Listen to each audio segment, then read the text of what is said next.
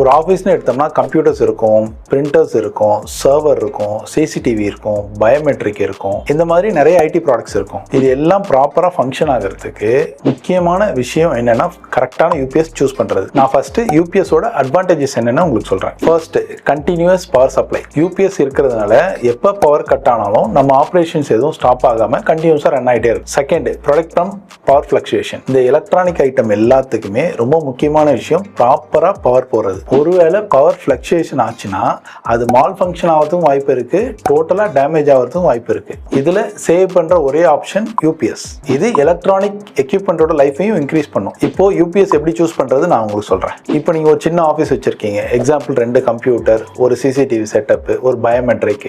இதுக்கு நீங்கள் நார்மல் யூபிஎஸ்ஸே போய்க்கலாம். இல்லை நீங்கள் மோர் தென் 10 கம்ப்யூட்டர்ஸ் மேலே வச்சிருக்கீங்க, சர்வர் ரூம் இருக்கு, சிசிடிவி, பயோமெட்ரிக் இதெல்லாம் வச்சிருக்கீங்க அப்படின்னா நீங்கள் ஆன்லைன் யூபிஎஸ் போகிறது தான் பெஸ்ட் ஆப்ஷன். பட் உங்கள் கரண்ட் கெப்பாசிட்டியை விட 2 டைம்ஸ் பஃபர் வச்சு யூபிஎஸ் சூஸ் பண்ணுறது தான் கரெக்டான ஆப்ஷன். ஏன்னா உங்கள் ஆஃபீஸை எக்ஸ்பேண்ட் பண்ணும்போதோ அப்கிரேட் பண்ணும்போதோ யூபிஎஸ்க்கான அப்கிரேட் தேவைப்படாது. ஸோ ஃபியூச்சரிஸ்டிக்காக பிளான் பண்ணி யூபிஎஸ் போடுறது தான் ஒரு பெஸ்ட்டான சொல்யூஷன். இது ரிலேட்டடாக உங்களுக்கு இன்னும் கிளாரிட்டி வேணும்னா என்ன ரீச் அவுட் பண்ணுங்கள்.